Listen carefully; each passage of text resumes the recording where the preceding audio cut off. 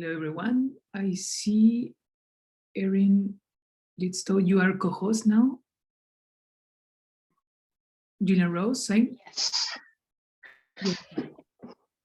Yep, hi. Okay. I don't see Juan Berkovich. I don't see. No, he's not here yet. Yusuf.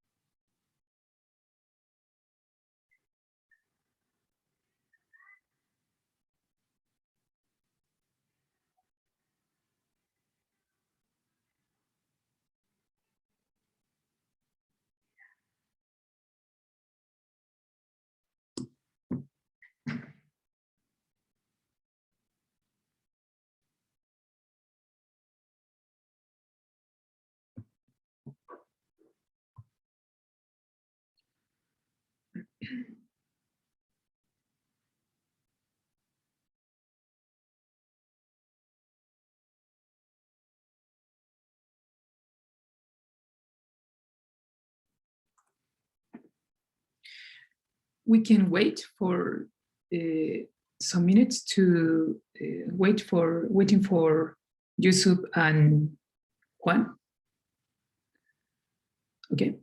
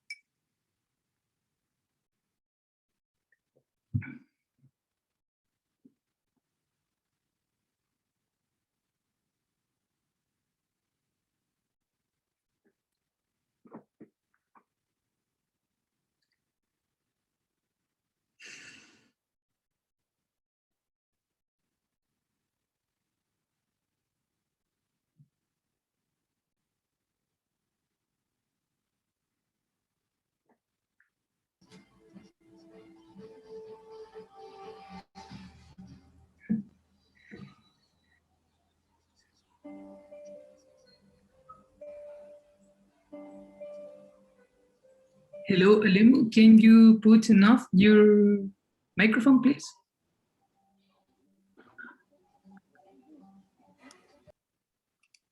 Thank you.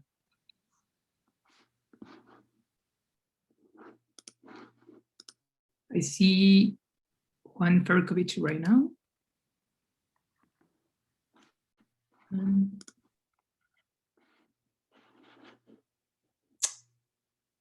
Okay, so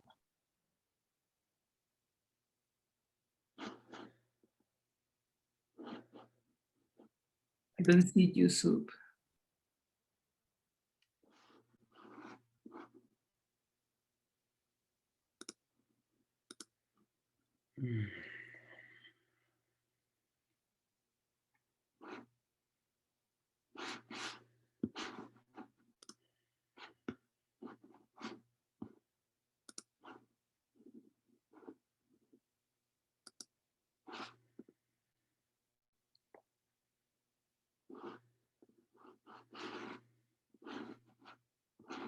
Okay. It's 10:42 and I don't see Yusuf when we can start. Okay. Welcome to the parallel session 3B, Flash Talks 2. My name is Mauricio Yerso. I'm chair in this session. We have 4 presenters, Julian Rose, Yusuf, Khalidba, Juan Ferkovich, and Erin Lidstow. Okay. For the audience, a general instruction, we have 10 minutes per each presentation and 5 minutes for questions and comment. To presenters, if you need more time for your presentation, an extra 5 minutes, we can consider it. Please keep your microphone and camera off during the session. To attend this, just a reminder to put any question for the panel into the chat box, please. After the parallel session, you may go to the Gather.town rooms. We have 4 rooms with links attached in the program. And Julia Rose, you can start right now. Perfect, thanks. I will share my screen. Can you see my slides? Yes. Perfect, thanks. Good afternoon from Germany. My name is Julian Rose. I'm a PhD student at RWI and University of Passau. And I'm very happy to present here. And I will use my 10 minutes today to present you a mixture of 2 projects, and both are on the topic of charcoal in sub-Saharan Africa. And I'm working on this project with several colleagues that are here on the first slide. And let me start by giving you a short overview of what we do, or in some cases plan to do, in those 2 papers. The first paper is part of a special issue, or will be part of a special issue in World Development Perspectives on the role of coal in sub-Saharan Africa, and we add to this the perspective of charcoal. And in the paper, we use secondary data to estimate the number of current charcoal users in sub-Saharan Africa and show different scenarios of how this number might develop in the upcoming 30 years, so until 2050. And this exercise gives a macro perspective on the role and importance of charcoal usage as primary cooking energy in sub-Saharan Africa today, but also in the future. And in this first paper, we build on 2 secondary data sources.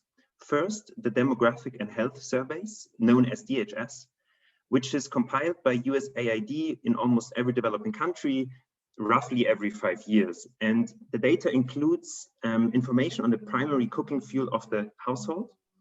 And this information, combined with the fact that DHS data is sampled such that it is representative at the national, but also at the regional level, allows us to derive usage shares for all primary cooking fuels in urban and rural areas in sub-Saharan Africa. And the second source we use is UN population data, and well, it provides us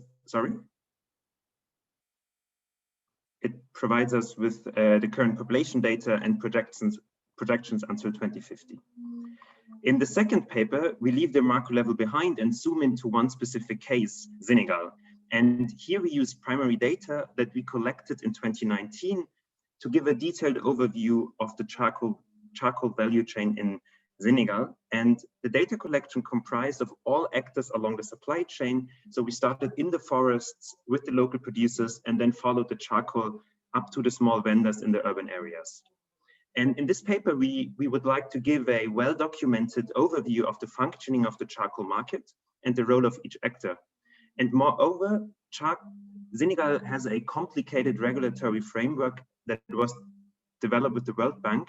And we aim to explain this framework and use our data to assess how well the framework actually works and whether actors along the supply chain comply with the rules. Before diving into the first paper and show you some nice graphs and figures, let me spend 1 minute on underlining the role of charcoal in sub-Saharan Africa. And there are 2 dimensions to consider. There's the socioeconomic role, and that is that most energy in sub-Saharan Africa is used for cooking, and the main source for it is bioenergy, with around 3/4 coming from it. And whereas in rural areas, wood fuel is the dominant source, in urban areas, charcoal is very important. And the advantage of charcoal is that it has a higher calorific value, and it is way easier to transport compared to wood fuel, for instance.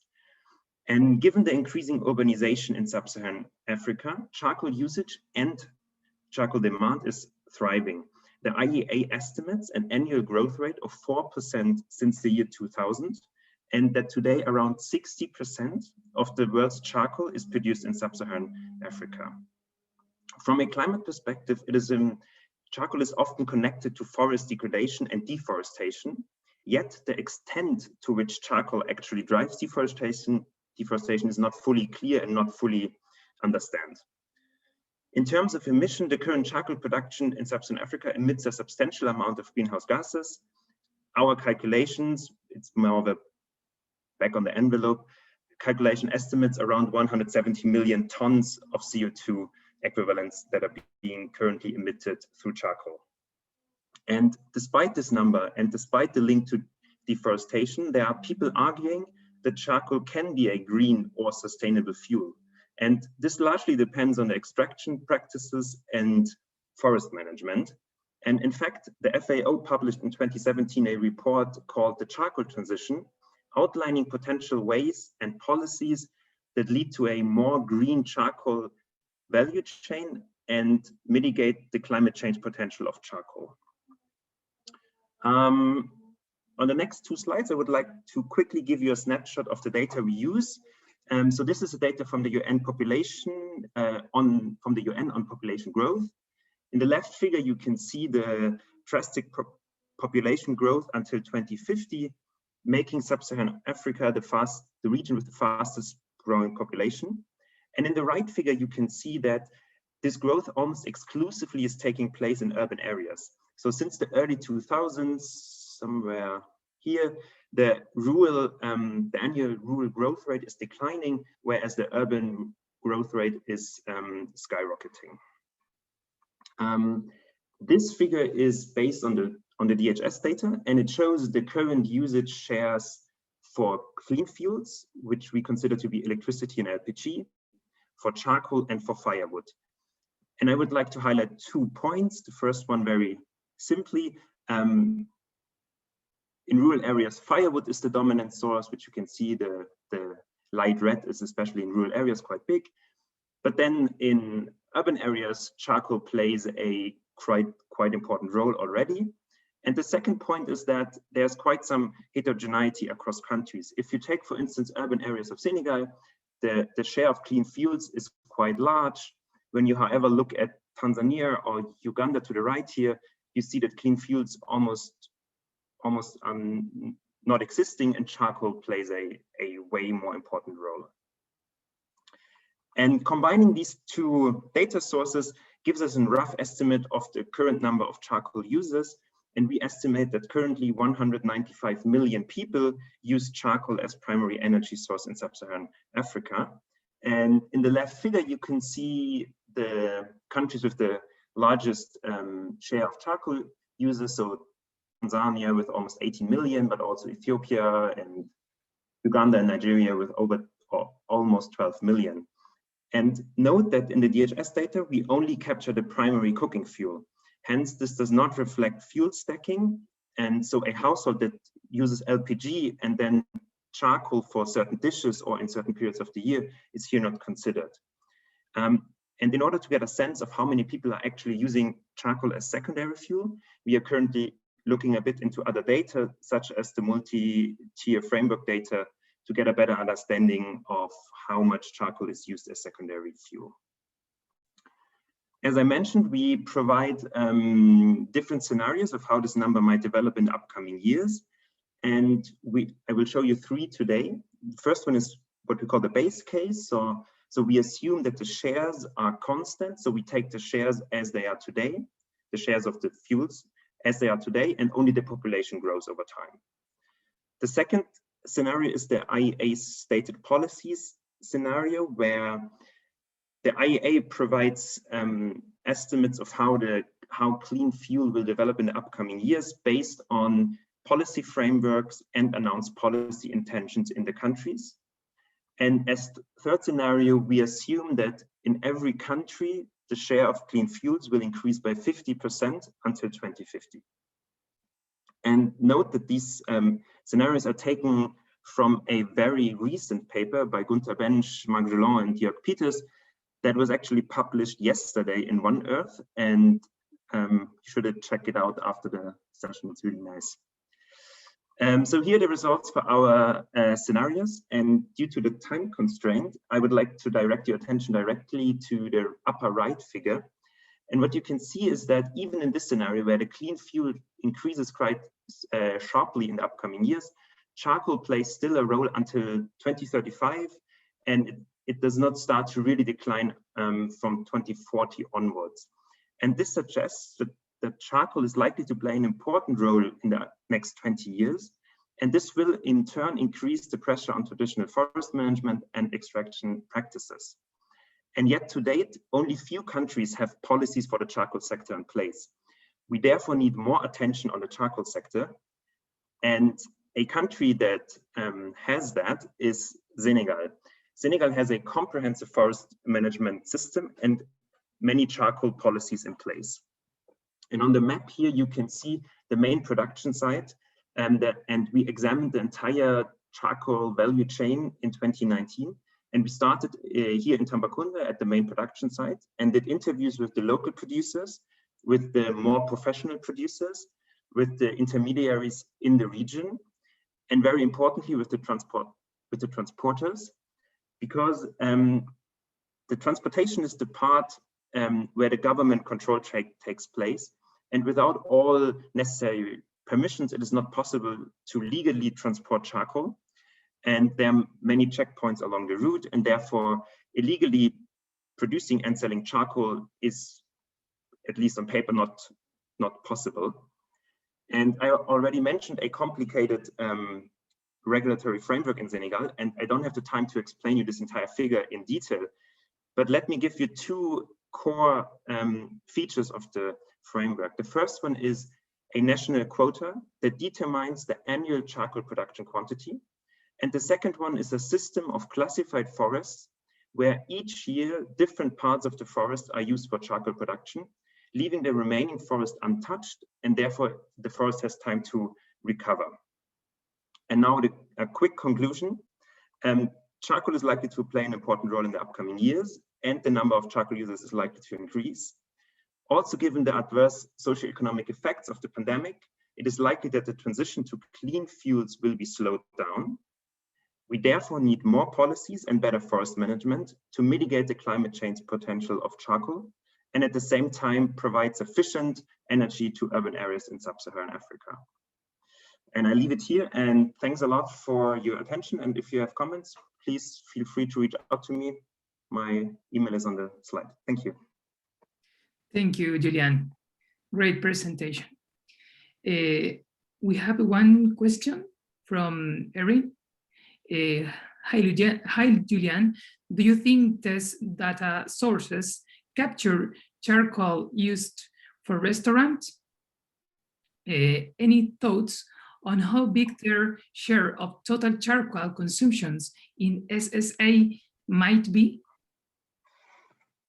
Can you respond? Hi, Erin. Yeah, good question, actually. It does, so DHS does certainly not capture that, because I think it's only households that are involved. But you're absolutely right that it should play quite some role. So my answer is I don't know, but I will try to look into that. Thank you. That's a good comment. Okay. We don't have another question. I invite the audience to put your question in the chat.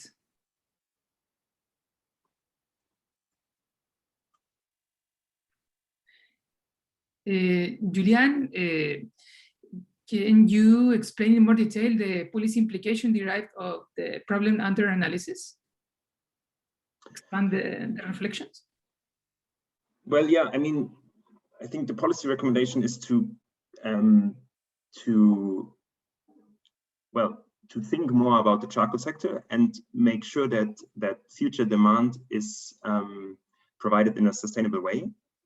So that means to have a forest management in place that allows charcoal production to take place, but yet preserves the forest. And the FAO argues that it's possible, but it's obviously not a very easy thing to do. But we have to think about it and come up with smart policies that can do that. And Senegal might be one example of how that works. Okay, thank you. Okay. I don't see the next presenter, Yusuf. And Juan Ferkovic, you can present right now? Yes, absolutely.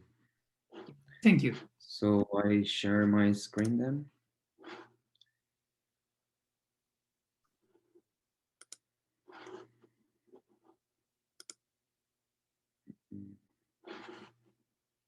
So you can see my screen? Yes, perfectly. Okay. All right. So hello, everyone. I'm Juan Ferkovic. I'm a PhD student at UBC. And today I will show you my work on the choice of heating with firewood among Chilean households. So the research question of my study is what is the income elasticity of the choice of using wood as primary heating source? This it's relevant in the context of understanding the policy implications of solving the externalities associated with its use. Mainly pollution, which by now we've seen how bad it is in the many talks in this seminar, especially in some areas in the south of Chile. And we also know that its magnitude it mostly comes from the use of firewood at the household level. This question we believe is relevant because we know income it's a major driver in behind the adoption of modern fuels. There is a fair amount of evidence supporting that as societies get richer, houses tend to move away from biomass fuels to more clean and efficient sources of energy. And in Chile, these have not had lack of attention. We know that firewood, it's sort of in between kerosene and natural gas, but almost no production of natural gas or petroleum products are done in Chile. Thus, wood, it's gained more relevance in the context for as a source of fuel for Chilean families. And it's cheaper. It's cheaper to 3 to 5, up to 5 times than other substitutes. Thing that gets it gains more relevance because the market for firewood is extremely informal, especially in the south of Chile. Finally, this in the context of deep energy poverty with lack of insulation, especially in rural and poor areas in Chile, makes this even more sensitive. Now, the main motivation is how persistent the use of wood is across the country. With, as you can see in the figure in the left, the use of firewood in the households as primary heating source climb up to levels above 90% in some regions in the south of Chile. This has a very strong climatic correlation, which in this figure is captured by the regions moving north to south from left to right. And we can see that in the arid north, we have a significant amount of houses not using heating systems. And in the overall, the use of firewood, it's around 30%, just below natural gas at 32, with no heating having an important share at 17%. This information is the aggregate of both of my sample, which is CASEM 17 and 15. So as I don't have much time to talk about the details of my estimation, I will quickly describe the data and model I use. So the main data sets from the sociodemographic household survey CASEM, from which I used the last 2 rounds, just because they raise information about the main heating and the main fuels used for different energy services. Each of these samples accounts for roughly 70,000 observations of households. I will use also the households and dwelling characteristics described in the survey. I will use also population projections by the Institute of Statistics and fairly precise satellite data to describe climate and forest cover, which I aggregate at the municipality level. Regarding my model, this is a simple 0-1 probit, which controls for the selection bias coming from the proportion of households reporting no heating. So I estimate in a first stage the choice of heating, which informs my decision rule, my second stage, that models the probability of using firewood. The main variables of interest is autonomous income and income squared to allow for non-linearities. And in my second specification down low, I will interact the income effect with minimum temperatures to allow for heterogeneous effects, but I'm going to talk about this a bit later. So the base result coming from my estimations can be summarized in this figure, which is a negative result, as we would expect, but it's surprisingly small. It's small, like around 1 and 2%, depending on the specification, and it's quite robust to the inclusion of multiple covariates and fixed effects.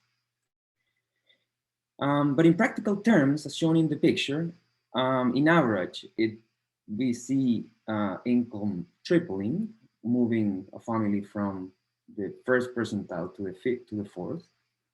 We would see the probability of firewood dropping of roughly 1% only.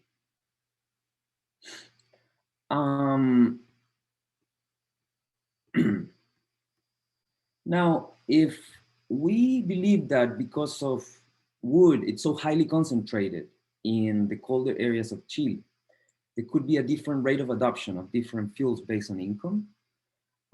We allowed minimum temperatures to interact with income, just because given the shape of Chile, minimum temperatures describe very well, like where are you located across along Chile and also up in the mountain. So for cold temperatures, as in Aysén, as shown in the blue line, we have very high probabilities, and the probability tend to fall slightly faster with income compared with warmer districts, as the one simulated here for Araucanía and Maule. And this is sort of what we would expect if we have an S-shaped curve of adoption of alternative fuels, where in colder temperatures, we have high rates of use regardless of income, just because we start with more people using wood. So these results can be more formally shown in this table, in which I show you the different marginal effects at the average income levels for these 3 different temperatures. And we can see that the result is quite stable across specifications, and they move from slightly larger marginal effects to lower marginal effects as you increase temperatures. This table shows also the elements that compose my model. A first stage down low, which is the state that models the choice of heating based on total income, winter temperature, and fixed effects. And the covariates included in my second stage, a vector of household and dwelling and municipal characteristics. And I also use different district levels to control for fixed effects in a different aggregation. In the fourth column, I include forest cover and population to account for the potential omitted variable bias coming from the lack of price data. These I call the reduced form, and I'm going to talk a little bit more in the discussion. But the results of this specification are quite consistent with the rest of the models. So the main takeout from this result is that waiting for economic development to make households retrofit would take longer than expected. These could be explained because consumers don't seem to perceive as bad the externalities of the use of wood, as shown by Vasquez-Lavin in measuring willingness to pay for both their quality and firewood humidity. He finds that people find these levels as good, where this was measured in Concepcion, where levels are really bad. And with the National Plan of Energy Efficiency becoming law this year and implying a regularization of the market of wood along with more resources into household insulation and stock exchange programs, this result might imply, for example, like low adoption in replacement programs. And finally, if the regularization of markets, potentially with the internalization of externalities, affect relative prices between these fuels, some substitution might occur. And in my next step, I will include the results of a smaller sample of wood prices that I have collected from Infor, which is for a smaller set of municipalities, but more years, and which is quite sensitive to forest cover as an instrument in a two-sample IV strategy to include the predicted values of these prices into my main specification to be able to say something about prices and income together. So thank you. If you have any questions, happy to answer. Thank you very much, Juan, for your presentation. Great presentation, a relevant under analysis. We have one question from Mark. The low income elasticity is striking one, and explain why Chile has made too little progress on this issue despite its economic development level. It seems like heavy-handed good fuel bans may be the only solution. What do you think about that? Oh, thanks, Mark. This is a great question. Yeah, it's a tricky one because a lot of poor people use wood. So in Chile, even in the places where there is already bans of wood, the enforcement of this is really low. You know, like police doesn't want to go to some municipalities and shut the heating down of poor families. They don't want to go into that, right? So even though bans have shown some success, I don't think it's the solution to do this. So yeah, I personally believe that the main reason of this is the huge difference in the relative prices of fuel. So one solution could be like just subsidize, you know, the substitutes and make people make the decision to just change to other fuels that way. But we'll see. Thank you for your response. And I can see another question. I invite the participant to put your question in the chat box.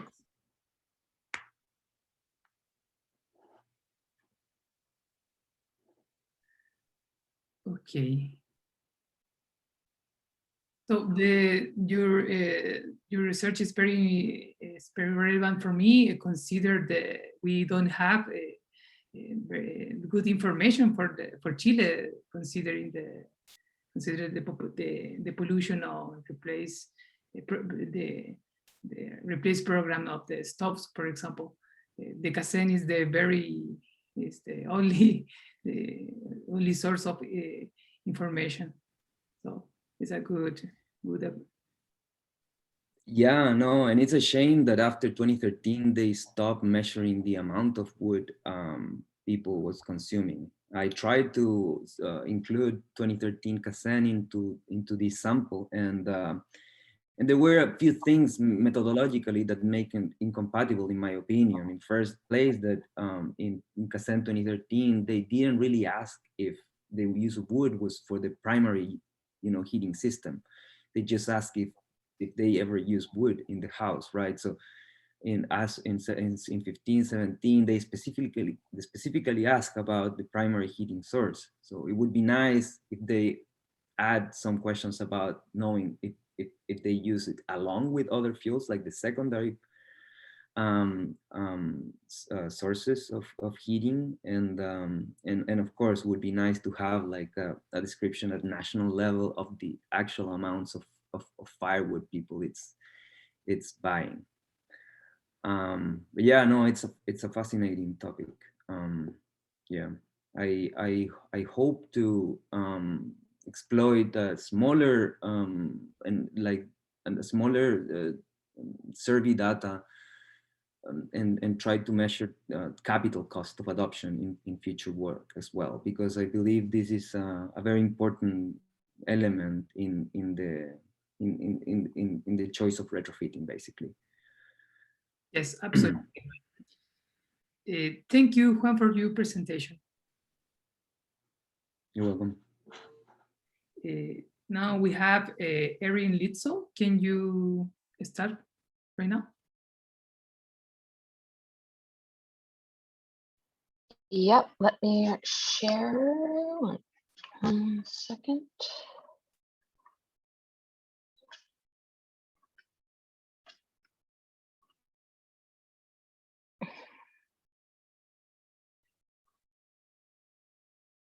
All right, does that look okay?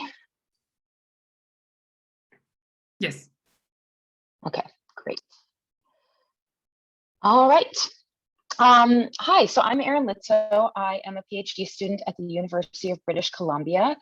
And today I'm going to be talking about a research idea that I have. So yet to be implemented, but I just finished my coursework and my exams. And so I am moving into the dissertation phase of my research. So I wanted to take the opportunity to present this at SETI and get feedback from all of you who have so much experience working in the energy sector. So I'm going to be talking about a research idea that I have that is focused on designing demand side subsidies to combat energy poverty. And there's, there we go.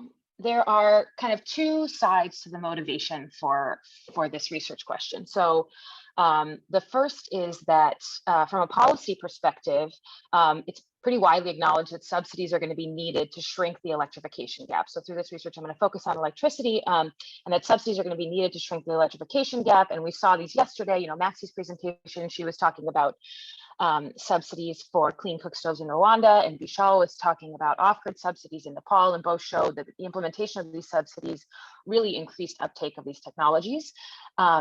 But up until now, most subsidy schemes have focused on the supply side, so kind of helping extend supply into areas where it previously wasn't available. But this ignores kind of demand side constraints that have been estimated to make up as much as 40% of the electrification gap in sub-Saharan Africa. So I'm going to use my research to kind of shed light on demand side subsidies and their design. And this is important because these subsidies aren't a monolith, right? Like as you implement a demand side subsidy policy, as well as supply side subsidy policies, there are a lot of design decisions to make in the process of implementation. And so I'm going to use I want to use my research to understand how these different design decisions will affect consumer behavior. And specifically, I want to test the difference in consumer responses between sending cash and vouchers. And so then that brings me to my theoretical motivation for this research, which has to do with the fungibility of money hypothesis. So the idea that money is fungible basically says that a dollar is a dollar, no matter where it comes from. So if I get, you know, $10 from my mother or my father, I'll spend it the same way. That's what the fungibility assumption says. And this assumption is invoked pretty often. So for example, Susanna Berkauer and her co-authors recently did an analysis of one of Ghana's COVID response policies, where they sent emergency relief through the utilities. So they sent either prepaid electricity credits to people with prepaid meters, or they took money off of the bill for people who are under a monthly billing scheme. And their analysis assumes fungibility. So they basically say, in the model at the beginning of their paper, they state that when electricity transfers do not exceed optimal consumption levels. So when the transfer that's being sent, say the number of credits, is less than the household was consuming in equilibrium before the transfer started, then cash and electricity transfers are welfare equivalent. So this is basically saying that, for example, consider a household that say spends $20 a month on electricity. if I sent that household $10 of electricity credits, their electricity consumption may go up a little bit because now they're $10 richer. So say they spend $21 on electricity credits, but basically they're going to treat those that $10 of electricity credits as just generalized income. So they'll take that $9 that they save in cash because they're able to use these electricity credits, and they'll go spend it somewhere else on, going to the doctor or movie tickets or, whatever they choose to do based on their utility function. But this fungibility of money hypothesis has been shown to actually be violated in a lot of settings. So one example, I think, that kind of closely mirrors this idea of the Ghana program of sending electricity credits is the food stamp program in the United States, where they basically send sort of food vouchers to households.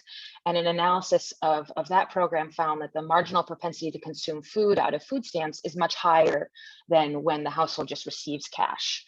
So clearly the household is not treating these two sources of income, the inframarginal food stamps and the cash, as they're not treating them as equal.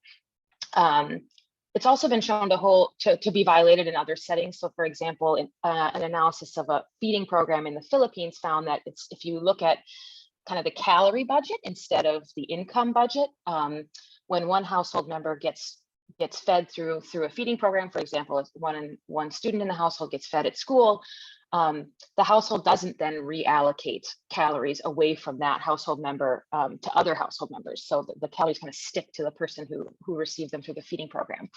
And then also kind of violations of fungibility could be what's partially explaining some of the labeling effects that we see in unconditional cash transfers. So when someone so in Morocco, for example, they sent a cash transfer that didn't have any formal conditionalities attached, but it was labeled as this is for increasing education and achievement in your household, and they found that just that label had a really big impact on educational achievement. Yeah, so that's kind of the policy side, and then also the kind of economic theoretical side of this research. I think that it can be motivated from both those angles. So specifically the research questions that I aim to answer is first, what is the impact of demand side subsidies on household electricity consumption? And here I hope to look at a couple different outcomes, including total consumption levels, but then also, the distribution of consumption across time and appliances. So really dig into consumption patterns within households. And then my second question really speaks to the subsidy design. And I want to answer the question of whether the impact varies depending on subsidy design, and specifically do households respond differently to subsidies sent as cash or vouchers. So I'm proposing to implement a randomized experiment. And the way I'm thinking about it now is that I would randomize a sample of electrified households. So I would focus on electrified households because this is where I can kind of see these consumption patterns changing. But what that means also is that, from a policy motivation, this isn't as relevant for, maybe like improving access rates, but instead kind of gets at the low consumption that we see after many households are connected. So, many households connect to an electricity source and yet they remain consuming just maybe one light bulb or, charging their phone, but electricity consumption levels can in many households stay pretty low even after connection. So I'm going to focus on electrified households. And I plan to randomize them into 3 groups. So the first group will receive the voucher transfer, so an inframarginal quantity of electricity credits. The second group will receive an equivalent cash transfer. And the third, I plan to consider a control group. So just monitor their electricity consumption without any subsidies. And a couple other things to consider as I design the interventions is to first ensure that the transaction costs associated with the 2 subsidies are equal. So I want to make sure that, say, if I'm sending a cash transfer, say via mobile money, households don't have to travel, many miles to use that money to get the money out through a mobile money teller. And because that would make, then that would kind of confound any difference that I see between groups 1 and 2. And I wouldn't be able to disentangle whether it's, vouchers versus cash or because of transaction costs. And And then another thing that I'd like to ensure is, the labeling effect that I talked about earlier in the case of Morocco and their education transfer. I'm thinking that maybe the smart thing to do is to send both of the transfers as kind of from the electricity company, saying, here's some vouchers from the electricity company, or here's just some cash for the electricity company. And this helps me avoid this labeling effect. And yeah, so then the hypotheses that this would allow me to test is, just first comparing groups 1 and 2. So the 2 groups who have received the subsidy, both the cash and the vouchers, with group 3, the control group, will help to identify the effects of a demand side subsidy on consumption patterns. And while I, explicitly don't have a treatment arm that is getting a supply side subsidy, I think, understanding how these demand side subsidies can affect consumer behavior will kind of inform this policy shift that we see happening from supply side to demand side subsidies. And then I'll answer the fungibility question by comparing groups 1 and 2. And so the main outcome here is this, like I was talking about with the food stamp paper that I discussed earlier, they measured marginal propensity to consume food out of the transfer. I'll measure marginal propensity to consume electricity out of the transfer, and then compare whether or not that marginal propensity to consume is equal between groups 1 and 2. And depending on sample size, I could also plan to stratify my randomization across, income groups to see if there's heterogeneous differences, and maybe inform some kind of targeting policy dimensions. So right now I'm kind of searching for a place to implement this research, and I'm in discussion with one organization in Tanzania, which I think is a relevant setting. I mean, electrification rates are low there.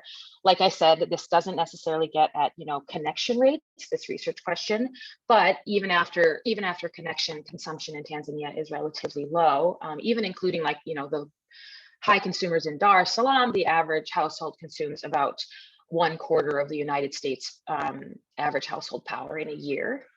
And so the organization that I've been talking with, I think, could be a good partner because they're currently planning to implement a project, their own project, among a sample of grid-connected households from across Tanzania. So they're already kind of setting up this sample of households, and it is, I think, planning to be nationally representative. And this organization also has the technology to send electricity credits via cell phones. So they could, they definitely have the technology to implement the voucher transfer. And then the cash transfer could go through kind of more traditional mobile money systems. And then lastly, this company also has in the past installed smart meters at households to both monitor appliance use. So they've hooked meters up to specific appliances to be able to monitor how much when the household turns the appliance on and how much power it's drawing. And then they also have load monitors where they're monitoring total electricity consumption in the household.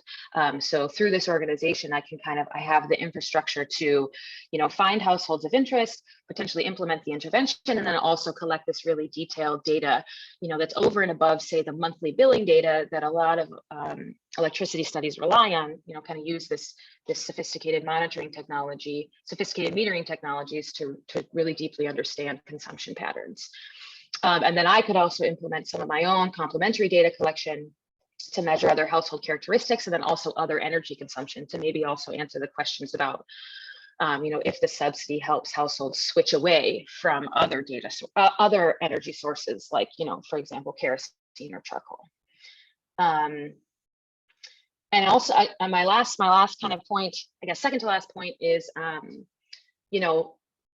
cash versus vouchers is one dimension of subsidy design, and depending on sample size and willingness of the partner organization I end up working with, there are definitely other things that I could consider randomizing as well, maybe cross randomization of another design variation. And two things that I've thought about specifically are, how long the subsidy is sent for. And this is kind of motivated by the fact that many households, before they adopt an appliance, may be unsure of the true costs and benefits of that appliance. We often assume perfect information, but that's really not the case a lot of times when households are making adoption decisions. So subsidizing electricity for a short amount of time could help a household to kind of subsidize that learning phase. So basically make it cheaper for households and remove some of the risk of adopting an appliance and learning about the true costs and benefits. And it may, you know, if they learn that the true benefits are actually really high, then even once you remove the subsidy, they may continue using the appliance. So, you know, affordability is not the only constraint there. It's also lack of understanding of the true benefits. And then from a gender perspective, I think there's also an opportunity to test about targeting the subsidy to women. You know, this has been done. I recently saw a presentation about a food stamp program in Indonesia, where they issued electronic debit cards similar to like the SNAP cards in the US. They issued them in the female household, like the female head of household's name. So this isn't, you know, out of the policy realm of possibility. And I think, you know, all of us are pretty clear about why this matters in an energy context. You know, a lot of energy intensive appliances, the benefits may accrue to one household member, for example, the female, but you know, the male is the one making the adoption and expenditure decisions. And so that disconnect could lead to under adoption. Yeah, so these are some other things that I've been thinking about, could potentially implement as well. And my last point is just kind of considering my PhD research, you know, these are kind of the constraints that I'm facing in implementing these research. So, you know, I know there's a lot of other research questions, but, you know, I don't have time to implement a project that, you know, okay, that I'd be collecting endline data in 10 years, you know, that's not really feasible for my graduation timeline. You know, I want to find something that's relevant from both a policy and academic perspective, something that's, you know, not that I can find grant funds to implement, research grant funds to implement. And then also, I think that this is particularly promising, especially the fungibility question, because, you know, whether or not I find that fungibility holds or is violated, I think that that's still interesting. So that kind of reduces the risk to me of, you know, if I find null results, is this no longer interesting as a research paper? So that's kind of, you know, from a practical standpoint, what I'm thinking of with my research. So yeah, I'd really love any feedback. And here's my email address if you have thoughts, suggestions. I'm very open to ideas. So thank you so much for listening. Thank you, Erin. Great presentation and good problem under analysis. We have two comments by Mark. Yeah. The first comment is really interesting. I think you should be careful about framing around supply versus demand side subsidies. Keep that you are testing that. It will be highly speculative. In the standard public econ model, is that no matter which side of the market you put the subsidies on, and all that matters in the supply and demand elasticities, but that logic breakdown for a variety of reasons that you are not looking at. You are rather proposing a test of different demand size design. And per your last slide, you make want to think about subsidies design experiment rather than just CAT versus specific voucher type. Can you? Yeah, okay. Yeah, thanks, Mark. I think you're right that I shouldn't explicitly say like this is a test of supply versus demand side subsidies, because that variation isn't right now in what I'm proposing. And yeah, I think that, you know, in the past we had talked about maybe thinking about an intervention testing some demand versus supply side subsidies. But I think, you know, that would require, the way that I've been thinking about it now is I think that it, you know, would require a large sample of communities, and then also maybe like too long of a timeline for kind of what I'm thinking with my dissertation research. But I agree that to be careful not to do that with this research, to make that point with what I'm proposing right now. And then, yeah, can I actually ask what you mean by subsidy design experiments? Like what other, are you thinking about, like more, I guess, other design questions like targeting and size of the subsidy? Or... Yeah, so you were talking about the the timeline of the subsidy as well. So that, you know, that could be one dimension, whether you cut it off and then you see if the behavior persists after that point or not. And, you know, compared to people who have a longer subsidy exposure or whatever. You could also change the targeting. You could change, you know, any number of dimensions of things. You could change the size of the subsidy if you wanted to measure the price elasticity. So I think that would be fairly informative from a policy perspective about exactly what the trade-offs are in those different designs, because you know, some things are more costly than others. Right. Yeah. And I think also, you know, if it works out with this current partner, you know, if they have the infrastructure already in place and a large enough sample of households, you know, then adding those other dimensions wouldn't, you know, be that more marginally expensive or like labor intensive on my end. Okay, great. And then Tommy, I see you have a question. I would also see if you can compare the effectiveness of consumption versus connection subsidies. Yeah, I guess that like the way I think that would require maybe some more, you know, expanding my sample of interest, which might be constrained by the partner organization that I work with. But yeah, I think that those are two, like I was talking about kind of in my motivation slide. No, this was on my like Tanzania setting side, I think.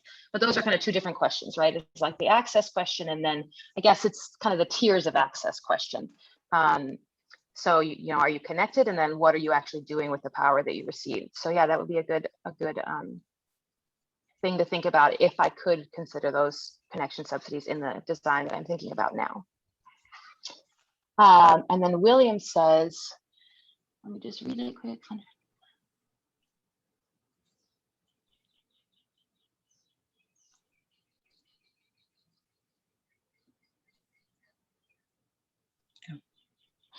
Yeah, I think,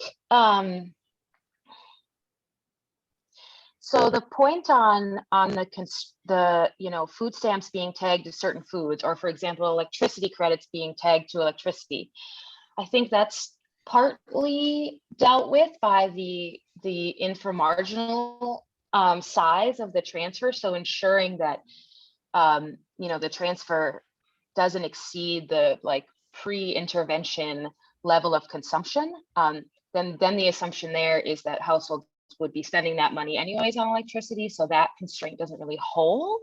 But that is something that I need to carefully think about in my intervention design. And then I think the other effect that you're talking about is sort of what I was trying to get at with the thought, with the labeling comment I had, where, you know, it might be smart to consider, it might be a good idea to try sending the, you know, if what I'm really trying to get at is fungibility, then to ensure that the like all the kind of information around the subsidy and the labeling of where it's coming from, making sure that that stuff is equal across the two intervention arms.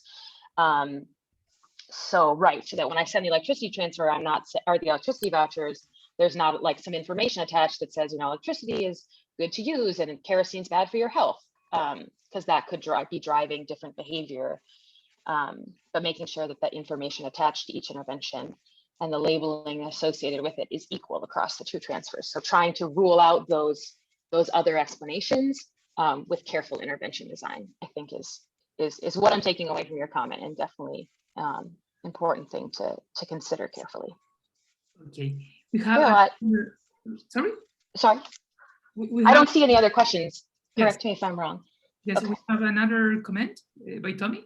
I will also see if you can compare the effectiveness of consumption versus connection subsidies. Assume that this exists in Tanzania or whichever study location you choose. Little research has been done on the latter. I think I sort of addressed that. I don't have like an answer, just that I think that's a good idea.